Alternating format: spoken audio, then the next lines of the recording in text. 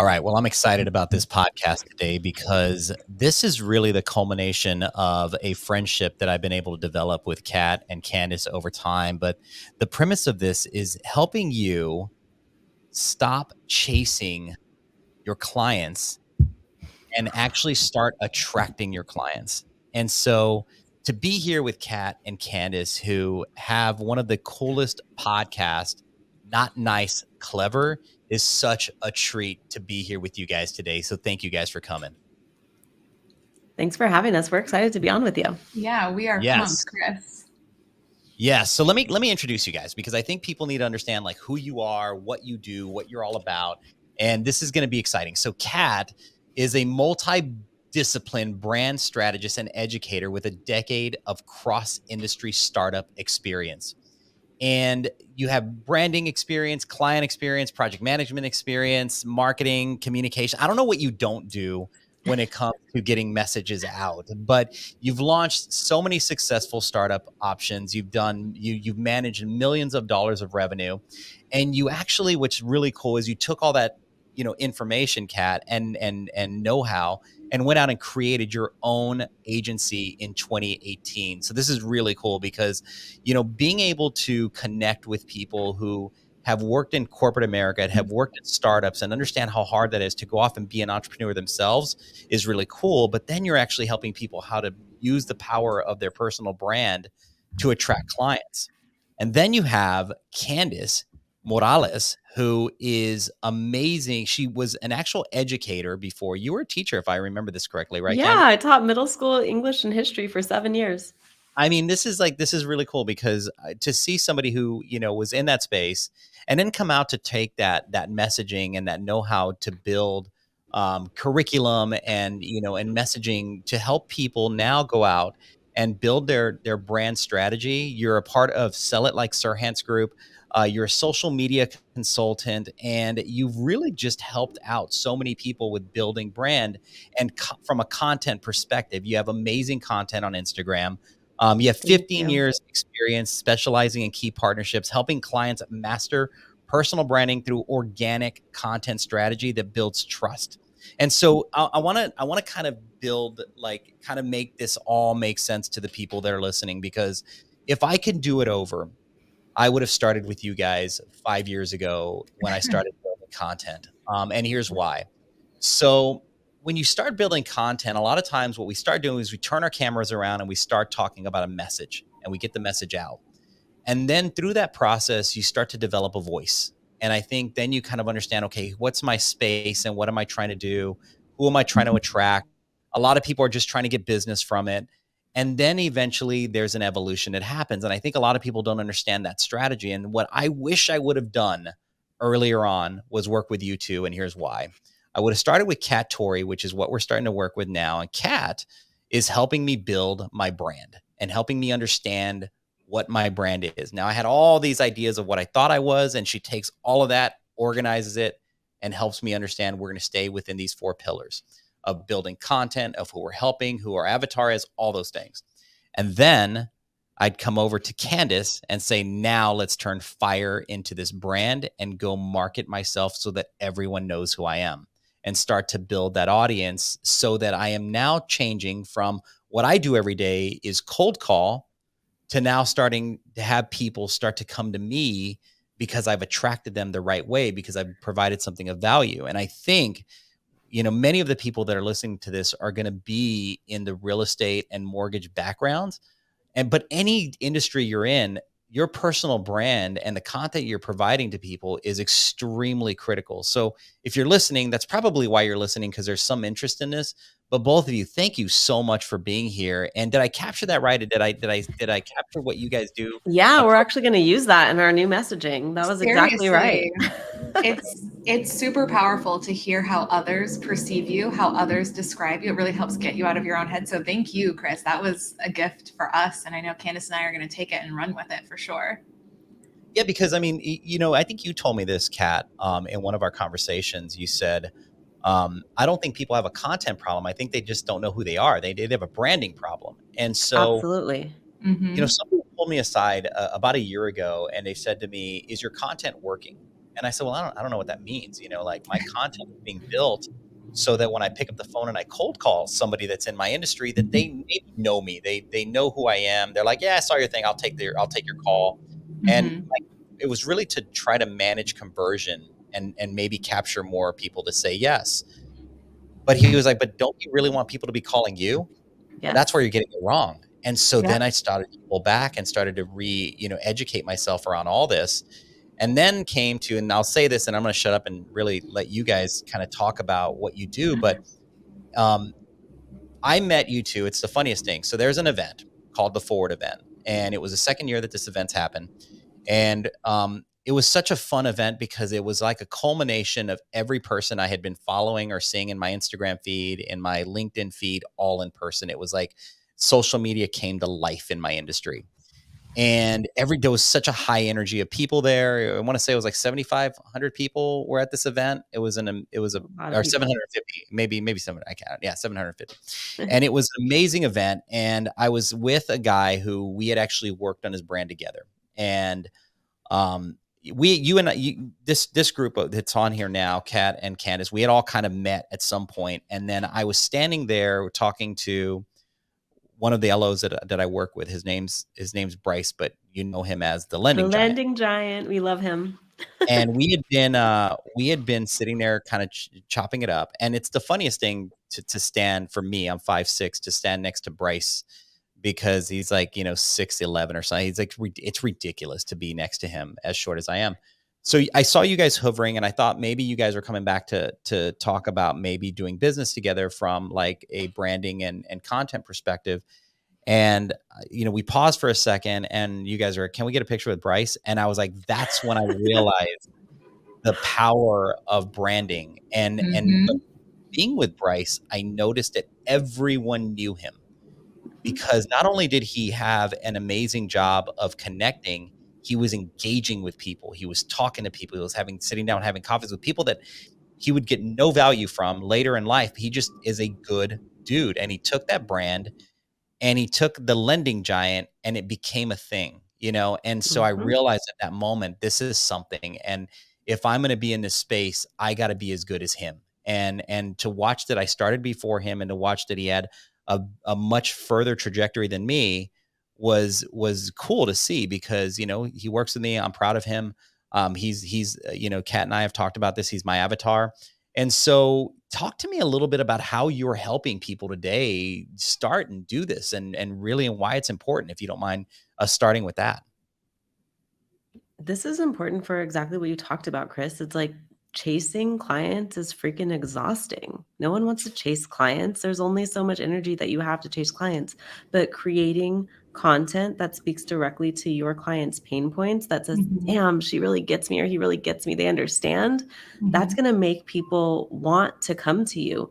And even if they're not ready to work with you yet, they know, like, and trust you enough to want to start a conversation, and that's really what it's about. And I always tell people that it's also not that my audience member needs to work with me. Like, literally, Bryce never needs to hire me.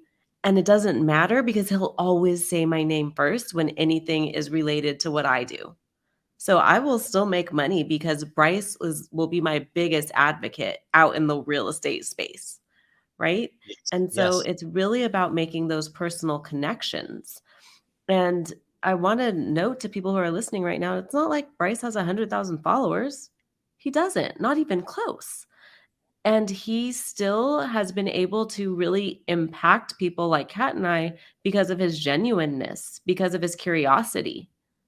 hmm That's what I love about him, because he took, and I think I struggle with this at times. We use social media to push out and to respond, but he's using it to connect, and he's using it to build relationship, and he's using it to Yes. engage. And I think a lot of people miss that. A lot of people don't go in and comment, don't go in and share. And I found myself in that same space. So why do you think that that's so important to do when making connections in the industry? Well, for me and how I've always approached it, and Candice is very aligned. That's literally why we're in partnership together. It's it's understanding that when you are on social, you have the opportunity to build relationships. That is the primary be all end all. If a potential client comes to me and says, Kat, I want to make money. Kat, I want to make millions. Kat, I want to hit 100,000 followers. I say, thank you. Next, I'm not the right person for you, because that's just against my ethos.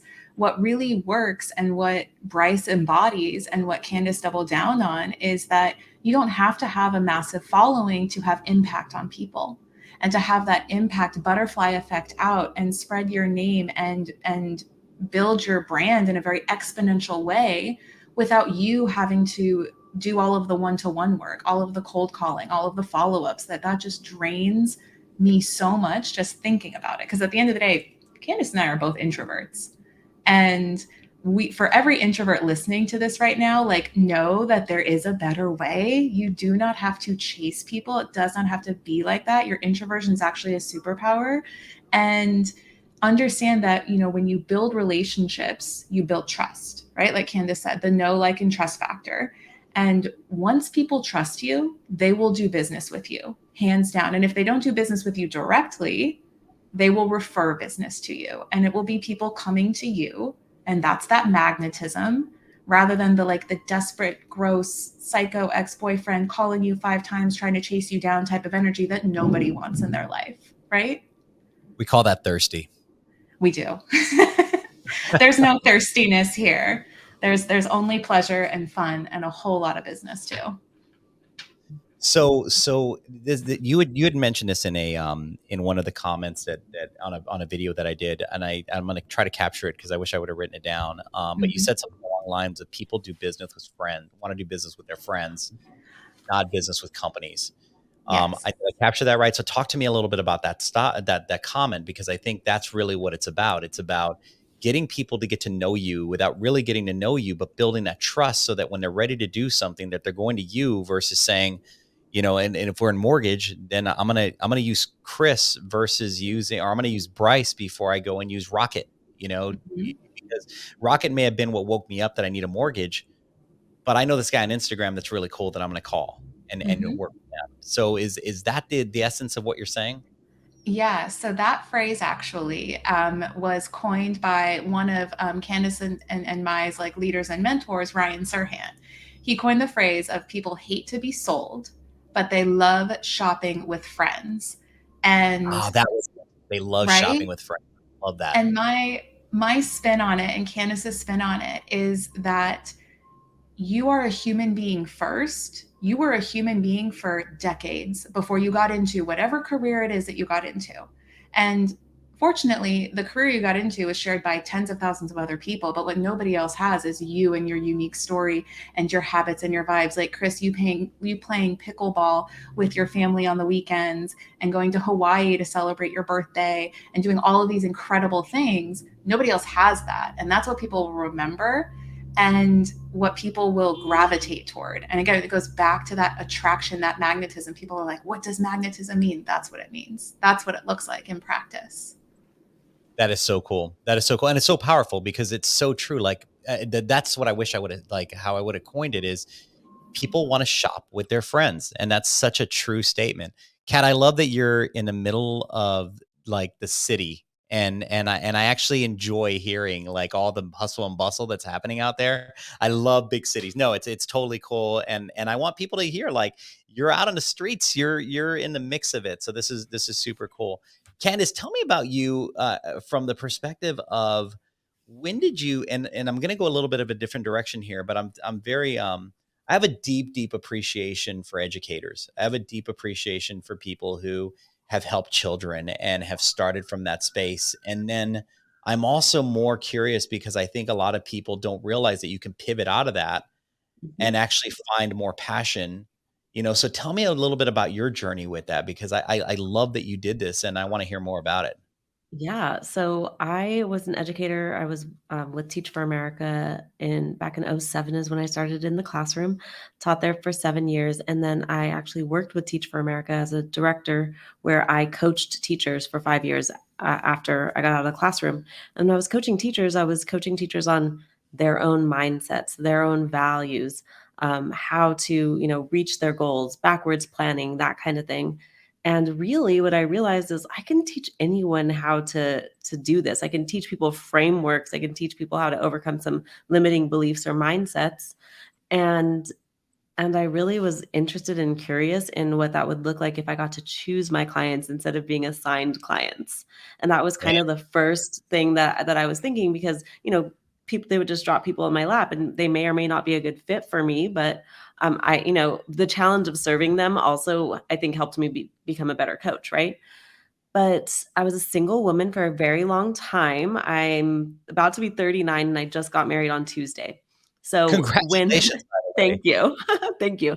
So So when I was a teacher in education, I was like, the lifestyle that I want to live is not something that a single woman on this income can actually, you know, support. I couldn't do that on my own. And so it was a long journey, but I was like, I need to coach on my own, choose my own clients, and determine my own income. When I did that, it was great for the first year. I had a women's networking group at the time, and a lot of people in the community knew who I was, and they trusted me, and they hired me. But when my warm sphere ran out after year one, I was like, "Oh, shoot, what do I do now?" Because I didn't have a marketing background.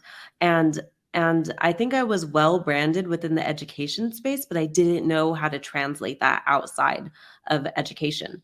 And I hired a coach and she challenged me. She said, I want you to go live every day and I want you to talk to your ideal client. Like, who's your ideal client? Who do you want to work with? And of course, my answer, just like many of your answers in the beginning, is anyone. I'll take anyone, whoever will pay me. anyway, Like, please yes. help me. Oh my Yeah. gosh, we've all been there. We've all said yes way too many times, and we're like, why have I not learned from this yet? Yeah. Yeah. And I just like, I had the desperate energy and I Mhm. thought I was going to, if I niched down, I was going to turn people away and I was going to lose money. And I know this is a thought we've all had. The reality of it is when I niched down and I talked directly to my ideal client, that person felt like I was for them and they wouldn't go anywhere else because I understood them the best. And so she challenged me to go live. She wanted me to go live every day for 6 months, 180 days. Wow. And I went live 157 times in 180 days. And it changed my business forever because you get your message down when you have to talk about something every day. So And good.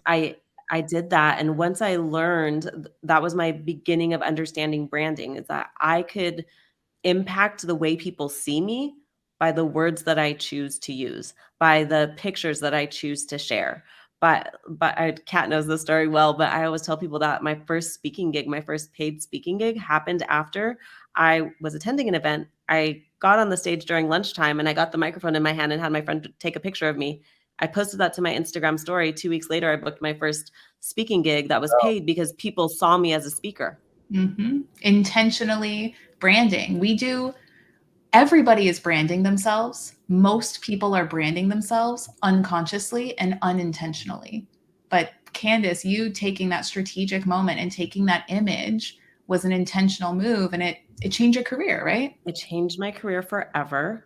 And I remember in the beginning, I was really trying to make sure people didn't see me as an educator anymore, which now I think was a misstep. But now embracing my education background, I think has really helped people to understand me even better and understand why I do the things that I do and why I set workshops up that seem like a classroom, why they feel like they're back in school, right? Because there's some frameworks that I bring with me because of my profession that really allow adult learners to be a learner, to try something new, to know that it's okay if they mess up, right?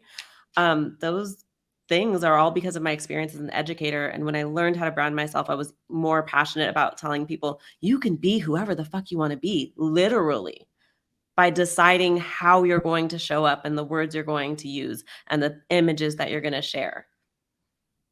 Well, so I think this kind of goes into a little bit, and maybe I'm tying these two thoughts different the wrong way, but let me kind of go through this. So, for the longest time, I was working in corporate America, and I was like usually the youngest person in the room. I'm not anymore, but I used to be the youngest person in the room, and None of us are.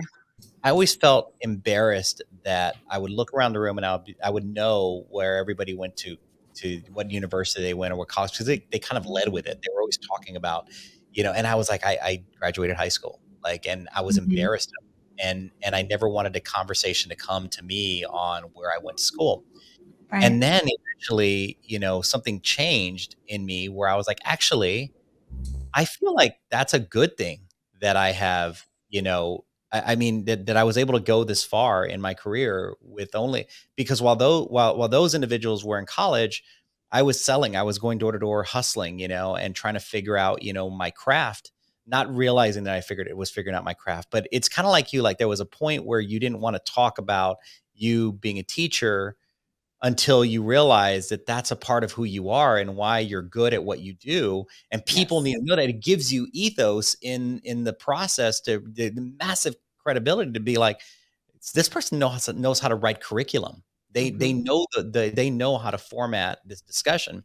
But how do you guys deal with imposter syndrome? And because I feel, and I know you just did a podcast on this recently, and I want to We plug love that. this question. We love this question so much. Not Nice, Clever is the podcast. And this podcast is so good for anyone to listen. But predi- per, but in like, just one of the things I wanted to say is that I listened to it and I was like, I want my daughter who's 26 to hang out with you guys. Like, and by hang out, I mean listen to your podcast and get to know strong female mentors through this podcast, because I don't think that there's nearly enough of them that are loud and talking about the shit you guys are talking about. And so imposter syndrome was one of your topics. And tell me a little bit about that, because I think we all go through it. It's like there's a moment where I'm doing a video and I'm like, what makes me the voice on this? That thought will run through my head at some point. And then I'm like, why do I think I should be saying this? And then it's a syndrome that happens to us. So let's talk. How do you get over that?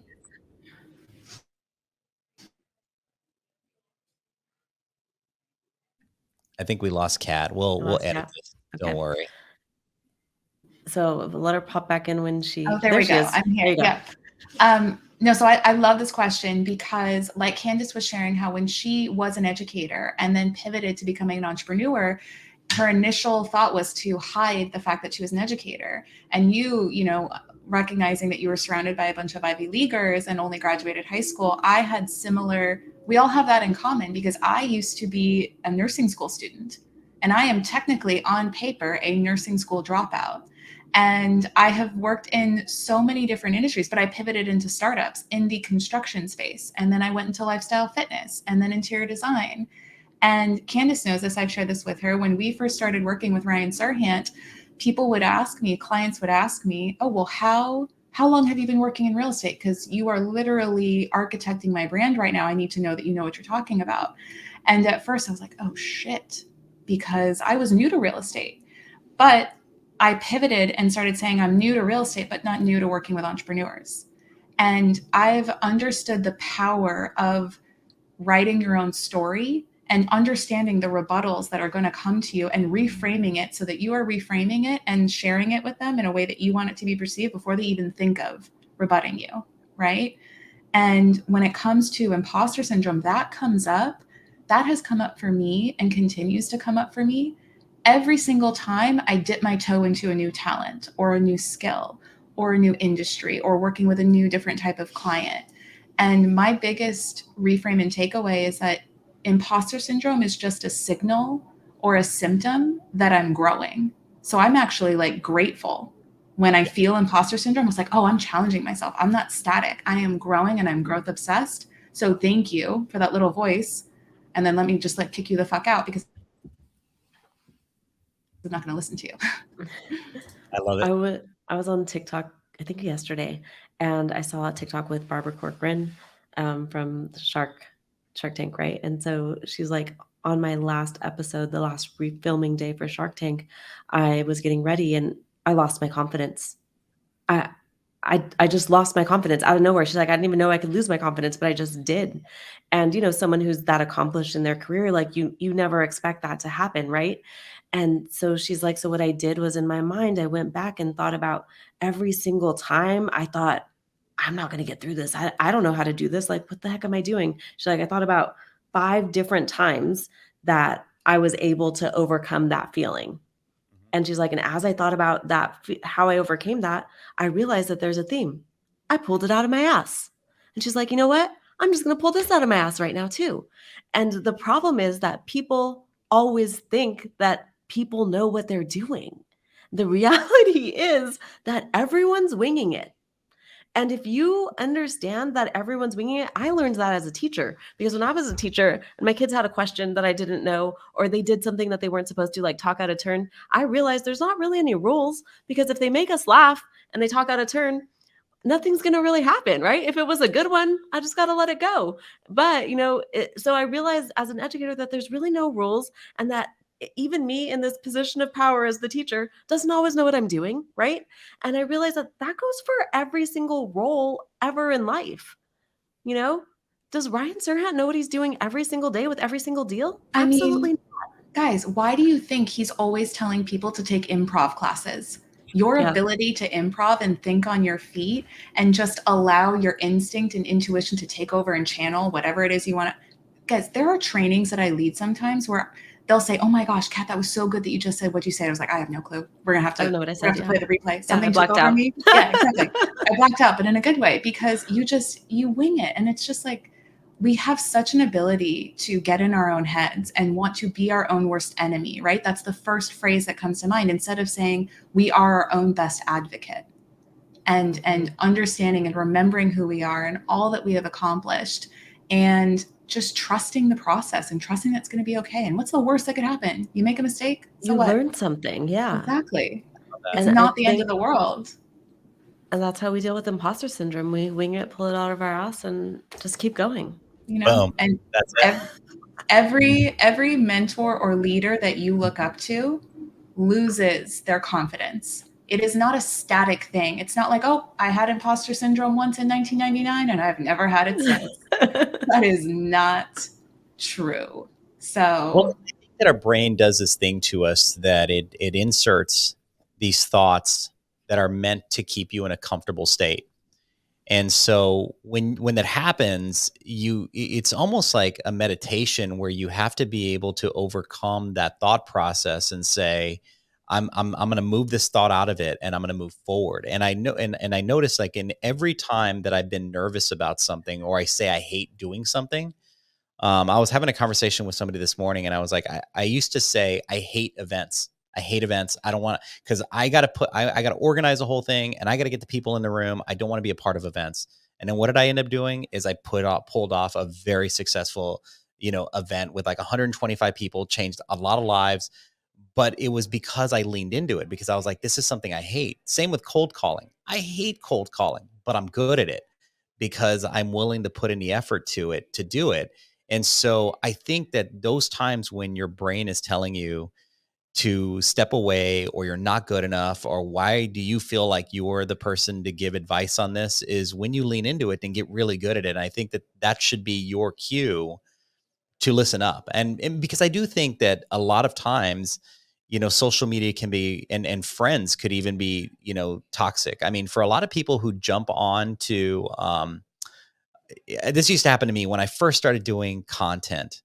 I would think of the one or two friends that are going to have an opinion of that content.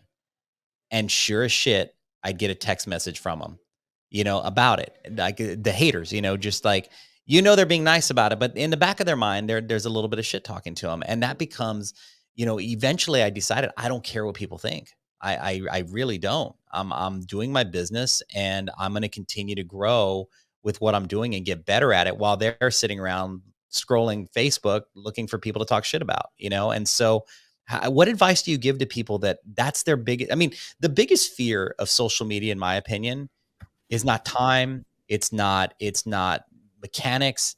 It's I'm ashamed of what people are. I'm in fear of people shaming me for this. How do you help people get through that? There's 2 things that come to mind for me, and then I'll let Kat drop her 2 cents as well, but one is it starts with your mindset, and as a coach I'm also a certified life coach, y'all, so the mindset thing is something that I talk about all the time, but one I'm is spending I some always time with you I guys tell after this. myself You guys I are tell so myself I'm infinitely worthy, and I'm infinitely worthy of every opportunity that comes my way. I'm infinitely worthy of, everything that I share is literally of my experience, and there's nothing wrong with sharing your experience, especially in service of others, right? And so when I have that moment of like because I definitely had people saying, "Who is she to talk about that? She doesn't know anything about that," right? I just remember that I'm infinitely worthy, and if it's like on my heart to speak about this thing because I enjoy it, because I'm passionate about it, then I'm I'm going to do it. And so that's one belief that I think has really helped me consistently say yes to things, consistently, even when I didn't feel ready or when I didn't feel qualified, showing up anyways because I knew I was infinitely worthy and I wouldn't have this opportunity if I'm not ready. And then the other thing that has really helped me in this vein is like understanding that when people want to criticize me because they see my content and they're like, oh, they think I'm cringy or whatever, I always look at my bank account. We need to get And you I a mic. literally, I want laugh you all to the way. yeah. Oh, So sorry. Go ahead. no, at LFG when I was at an event a few Yeah. weeks ago, Chris was there. Yeah, I was at that event that Arjun put on, and I think I told the crowd, I was like, when people laugh at me, that's fine because I laugh all the way to the bank. I love that. Because that's what my content does for me, right? So you can laugh at my content. That's okay.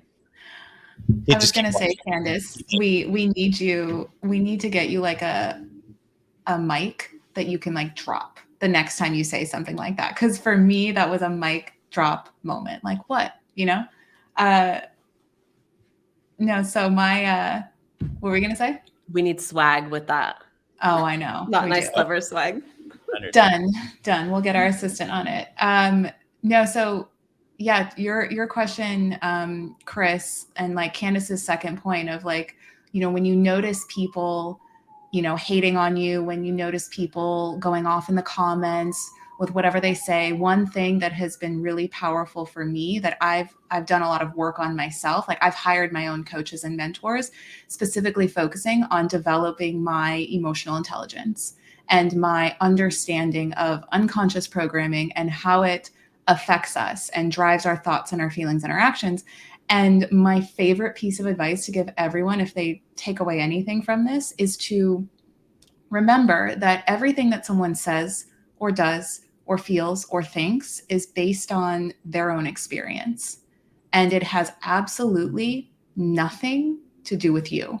You're just present there. It's like ones and zeros. It's just information. The trolling comments in the DMs, the backhanded kind of passive aggressive text messages that you get and all of that, it's just a reflection of them. It has nothing to do with you, and it has everything to do with them, because there's that saying like hurt people hurt people.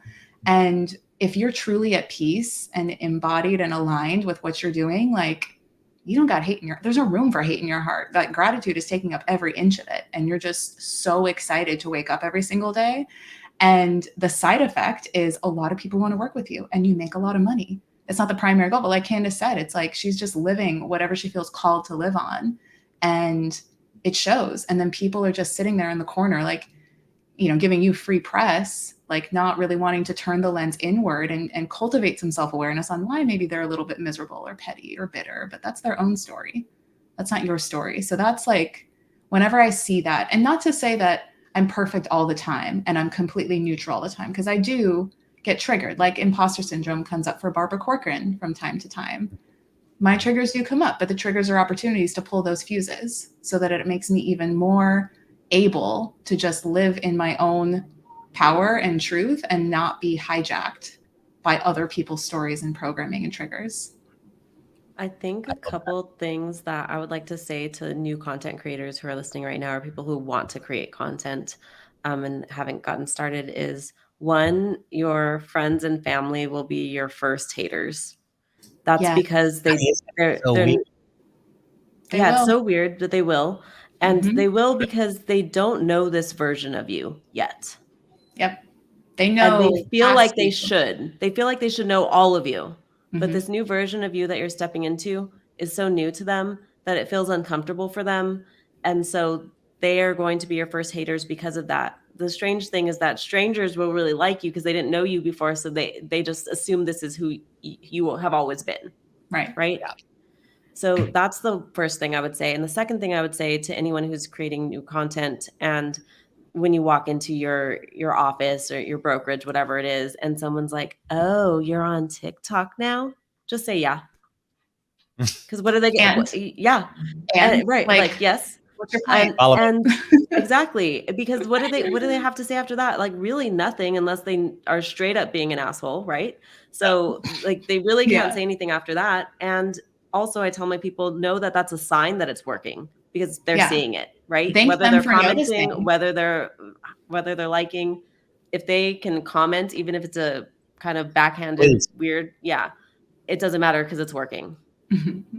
Absolutely. I mean, and I just have noticed that, or I've always said this, like the moment I always kind of joke about it with people that, like they'll start to get a big following on their Instagram, and then immediately you start to see the fake accounts start to pop up. And as soon as a fake account start to pop up, I'm like, you've made it. It's just like hate comments. Like as soon as I start getting hate comments, I know that I'm triggering somebody, and I'm creating and I'm forcing thought process on them. And I'm not necessarily worried about, if you can watch my stuff every day because it pisses you off, like every now and again, I'll turn on a news cycle that I know is going to just trigger me just for the fun of it. Like what are they saying today? I love, kind of, but it's called hate watching, and people are going to do it. And I welcome it, because if you want to comment, if you disagree with me, I just want to have that open discussion with people that I didn't know. And to me, that's just another form of connection, as long as you're not a jerk, and I feel like there's some women in my office that are really good content creators, and to see what women go through from guys, I'm appalled by it. Like I just, and I can understand where that would push somebody not to want to do it. How do you guys deal with that? Do you just block them? Do you get over it? Because you deal with a level of commentary that I don't think men deal with. And it's unfortunate, but that's the world we live in. But how do you guys deal with that? That's a great question. I think it goes back to understanding and accepting what is within your control and what is not within your control. I cannot control societal norms, prejudices, endemic systems that are designed to discriminate against certain, subsets of populations and award privilege and advantage to others. That is out of my control. What I can control is create positive impact that are, that looks like me taking action that's aligned with my values, and not taking it personally either. Because the commentary, yes, I do see it. We do have to deal with it, but I don't need to make myself a victim about it. Because then truly, in my mind, they win, right? I don't know. What do you think, Candice? This is a great question. If this is like a sexual advanced weird thing, one strike you're out, first time block. I just whatever. I like to think no questions asked. No questions asked. Police report filed. Hold on real quick. Let me just jump in. Sorry to interrupt you, but I have never had that happen to me ever. But this happens. Oh yeah. It does. It's happened to me. Right? That's where the biggest difference is, because like in my head, I don't have to have rules created to one strike you're out that you've created. You've developed it and said, okay, here's how I'm handling this. That's the difference between men and women on social media. But that scares someone away from wanting to do this. And so, that's why I brought up the conversation, but I love that you've created just like, you have a very steadfast, on how you handle it. And I think that with that, like having that rule takes out the emotion. Because like, oh, another one of those, block. It's just you that's just what happens. and move on. And you move on. And the other thing that I do when it comes to this, okay, so now I lost my train of thought. Go ahead. It's okay. Sorry, so I interrupted you. I'm such a jerk. Sorry. No, not at all.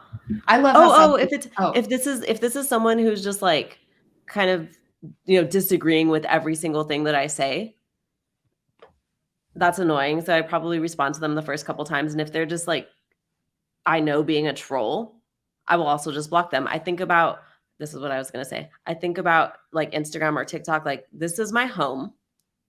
And some people are welcome in it and some people are not. Yes. And I get to decide. The boundaries that we set. We are, I'll use the word ruthless because that's a very masculine word, right? We are ruthless and non negotiable when it comes to our boundaries.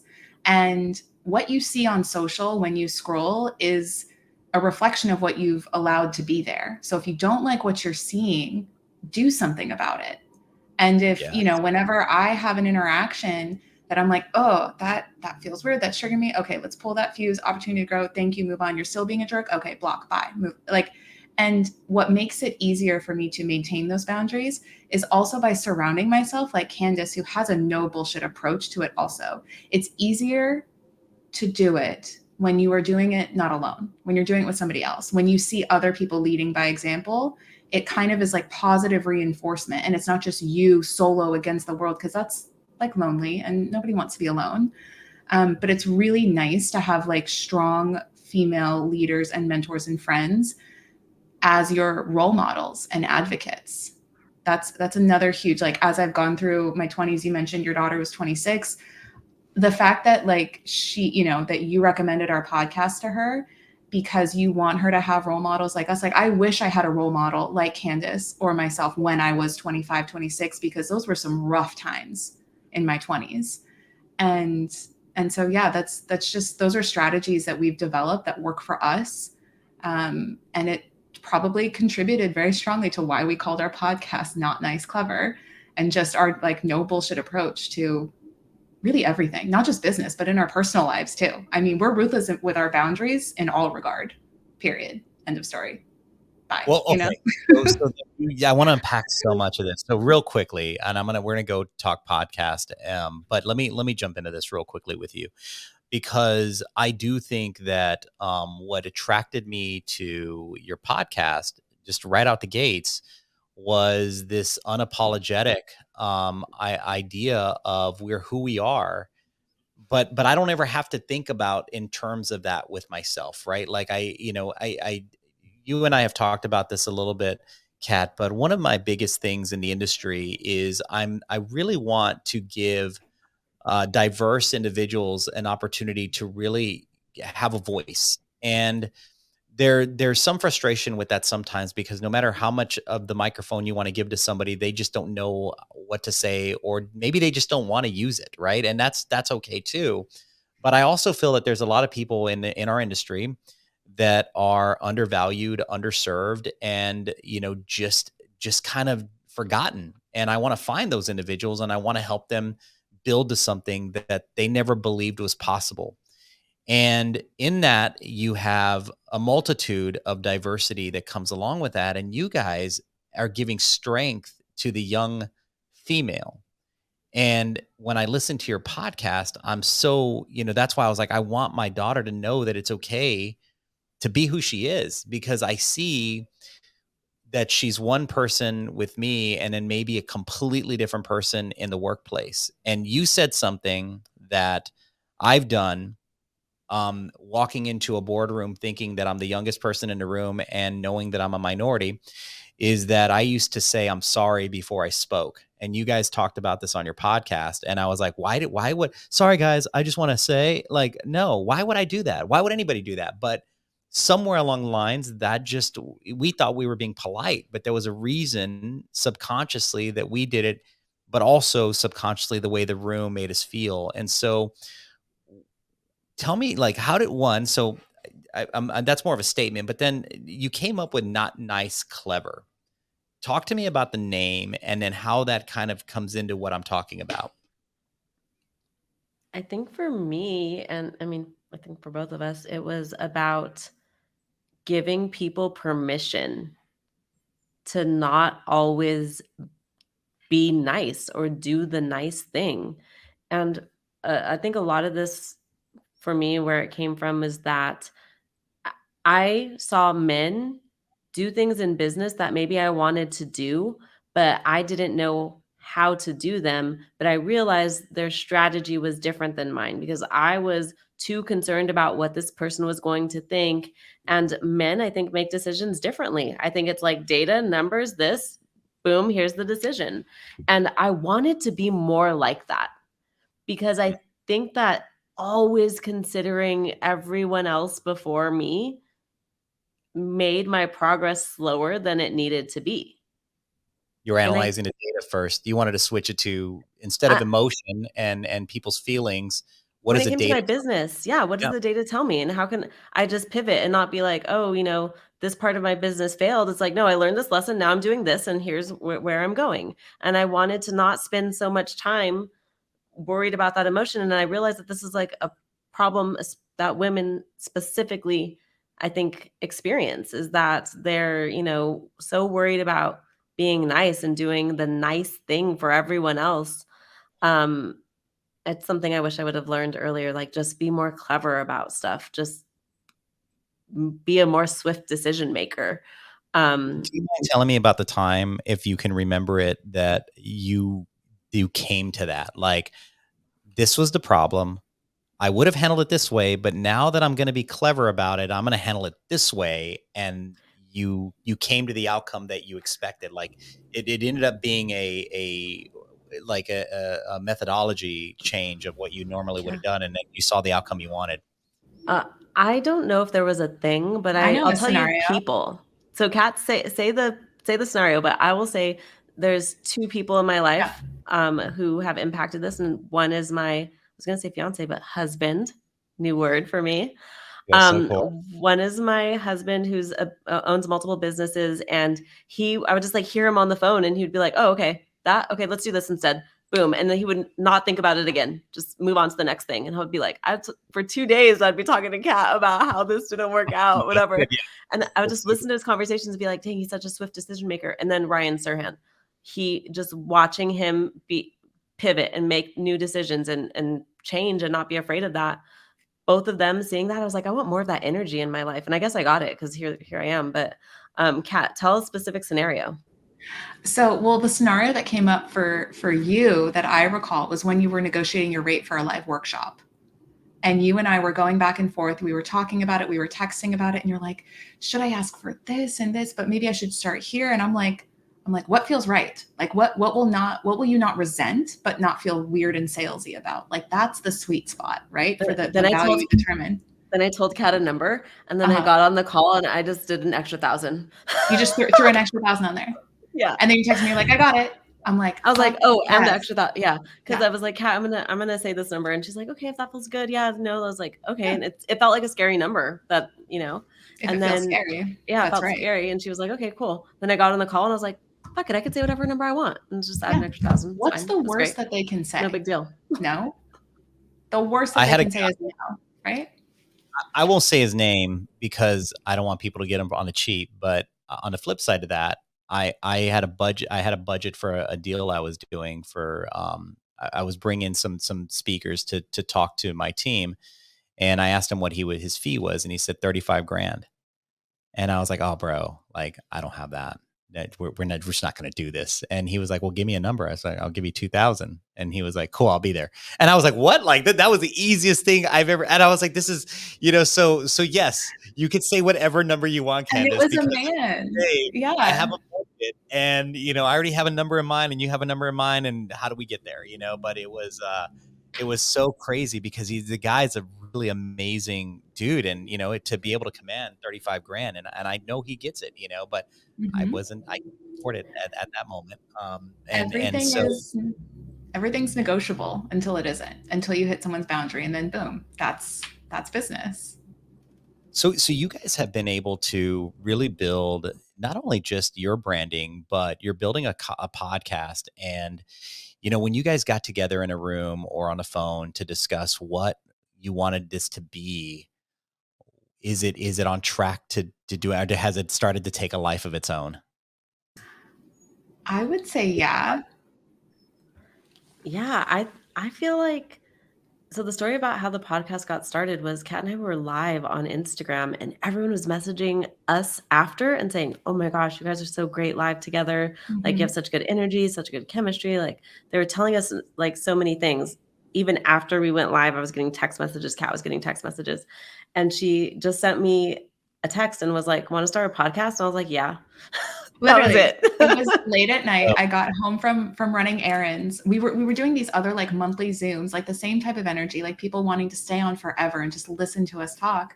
And we are trying to plan it, and just wasn't working. And then yeah, I like was sitting in my car. I turned off the car and I was like, oh, let's start a podcast. And she was like, done. And then from there, that was earlier this spring.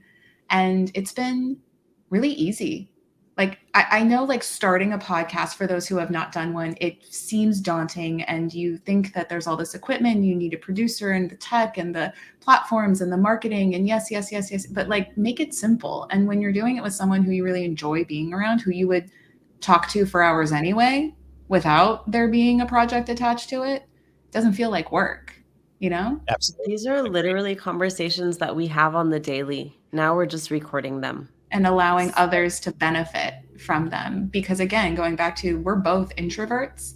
And it's so funny too, because when we say introvert, I think there's another like idea or preconception about a female who's an introvert. And going back to like why we called this podcast Not Nice Clever, it's because like going back to even programming of how like little girls are taught to be nice, taught to play with Barbies, taught to like color pink.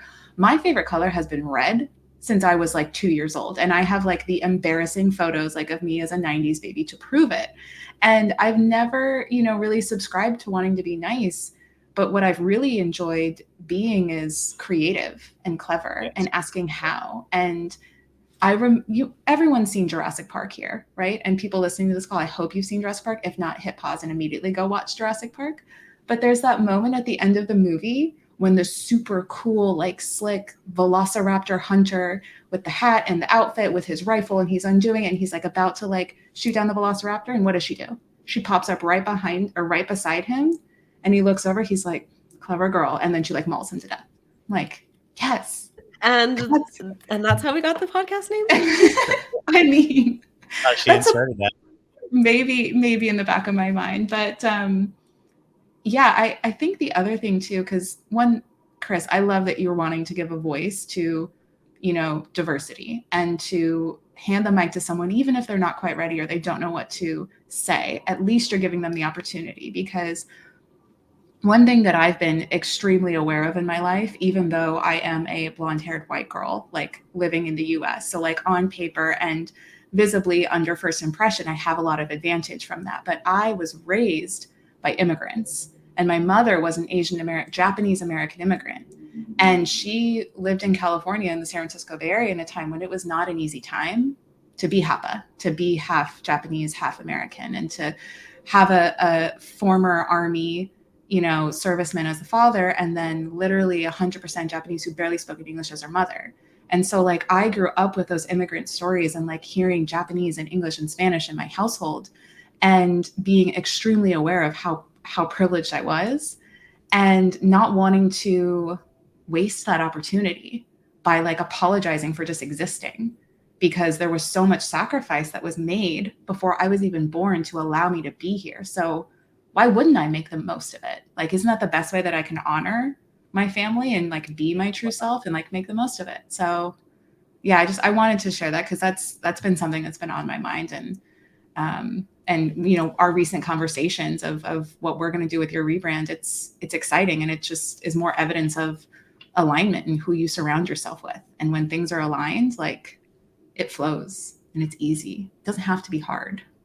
Well, it's interesting you say all that, because I feel like every time we talk, there's a very sense of, that background coming into play in some shape or form, and you understand what my mission is. And I think it's why you understand it. It's because you understand all sides of it, and you've lived it, and you've been a part of that. So I do appreciate that. And I think that it is important. Like it's funny you say that, Kat, because when I was looking at your brand bio, or your bio, it didn't talk about it, but I'm like, how does she insert that? Because I think it's an important piece of who you are.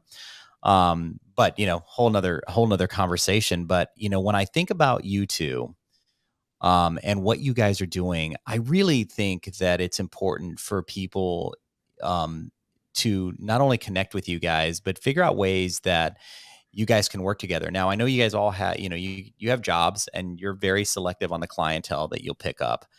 But, when you could take branding and figure out what your personal brand is based on the values that you hold and who you're trying to help in the world, and then add content and marketing to that, then you'll have massive exposure and massive clientele. And I think people are missing that fundamental, idea that where someone like you two can really help. And so you guys have a massive opportunity to change young, millennial adults that are coming into this world and not knowing what to do or not knowing how to organize it. And I can already see with what you've done with me that it's going to be massive. And so, Candice, we're just in the beginning of this, and then you and I are going to be working together. Hopefully, if I'm cool enough to be on your client roster list. Um, but tell me real quickly, like, how do people find you guys? And so, Katz, we'll start with you. If I want to follow your content, where am I going? Yeah, so you can engage with me most on my Instagram at CatTorreXO.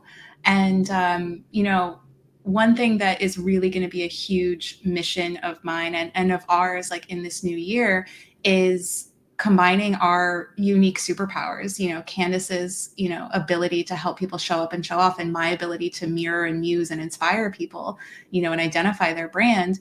And we really want to take it to you, like take it to the people and host workshops and host speaking engagements where it's not just speaking and inspiration and excitement, but it's like, no, it's leveraging Candice's background as an educator, curriculum that actually inspires action, and then us providing the direction. Like, I truly want to continue to build relationships online, but I would love to be able to like cement those relationships offline and truly have an impact. And I just know, like, my message is strong, absolutely, but it's always stronger with others, period, And I love like the impact, like when Candice and I have spoken in the past together and when we've done workshops, it's just so much more rewarding in person and to see the effects of it and to read those messages afterwards. So, that's the way that we want to work, moving into 2023. And like you said, we are very, very selective, but it's only because we have very high standards and we know that we're amazing at what we do. And we want to be able to help other people who are aligned with us just reach others and to be able to like live their brand and build their businesses in a really freedom feeling type of way. I already see it now. Not nice, clever marketing agency, branding agency. Like, you guys are going to do I mean, amazing things, and it's well worth it. I mean, it's well worth the price that you're paying, that you're charging to do this, because people need this. People need this. And I talked to an LO, who is a high performing LO out of Las Vegas, and she's from Colombia. Really cool. And she's starting to dabble in content. And I asked her today, I said, "Hey, I'm doing a podcast later. What's the number one reason that you're afraid or you're holding back from actually building your brand? Because you have an amazing story to tell." She's been doing this for 3 years and is just crushing it and has fire, and but she's not doing the social media in the way that I would love to see it in terms of getting her message across. It's very mortgagey, like low rates, or The dictionary of so real boring. estate or People don't get yeah. it. Yeah, it just goes over their heads. Yeah. But it's like, if people knew you and knew your personality and how snarky she is and how funny, like just witty, then like amazing, right? She said, "It's just time. It's just time." And I was like, okay, so what do you guys say to that person that's saying, "I don't have time to build my brand"? I would say that you are not, you're thinking about it backwards. You're trying to fit content in the cracks of your business when really content is the thing that is the most powerful tool in your business so that you can get off the hamster wheel. And if you are the lead generator, Mm-hmm. then You're that is Gucci. your Gucci. That's everything, right? That's Yeah. all you need. And so it's because she's trying to fit content creation in the cracks instead of seeing content creation as the work. Brand building is the work. Mhm. And if you shift your mindset to understand that, then you're not going to be, always in it. That's the clip right there. I mean, just give it a couple of weeks. That's what we're going to be playing on Instagram of you guys talking about that. That's powerful. Mhm. Candice, thank you so much. I mean, getting Thank to know you. you guys, the fact that we met at Ford, the way that we met, and the I fact know. right now, and Kat, I think I think you told me I was the 8th person you met. And real quickly, with Kat, so I asked Kat a bunch of questions before I decided to sign up and be a client with her. And I had already decided I'm going to do business with her because I liked her and I thought she was cool. But I was curious how she would answer these questions, and every one of them was clever.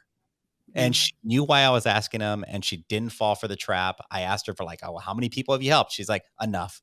That was her answer. I was like, On "Boom, brand. I am high." And by the way, this is like, that's why I was so excited to work with her, because I was like, she is a badass, and it's on brand. Yeah. So you guys, I'm so excited. I mean, you have no idea how much I appreciate you guys taking the time today. I know you guys are both very busy. I'm proud of the work you guys are doing, and I want to continue to figure out ways that I could be in the room with you both, and learning from you too. So thank you for coming on today, and I hope that we're able to inspire some people today to just start to focus on building their brand and getting out and doing content and being powerful females in the marketplace. So I really appreciate you guys for what you're Thank doing. you so much. Thank you for the opportunity, Chris. It's once in a lifetime. We really, really appreciate it. Thank you, guys. I'm gonna put this, guys. So please, and wait, Candice, can you tell me? I'm sorry, I didn't do this, but can you tell me where people can find you? Yes, find me on Instagram at Elevate with Candice, and my DMs are always open. I love to chat with you. I'm never too busy for you. I hear that sometimes. People are like, I didn't want to DM you because you're so busy. Like Don't I, apologize. I Just check my DM. DMs exactly. And check our website out, notniceclever.com. Mm-hmm. Notniceclever.com. Find the podcast anywhere you find podcast. I'm addicted to it. I think it's such a good podcast. Please, guys, follow these two, and you will learn, and you will be smarter for doing it. So thank you guys so much. And until next time, I'll be seeing you guys. Take care. All right. Thank you. Thank Bye. you.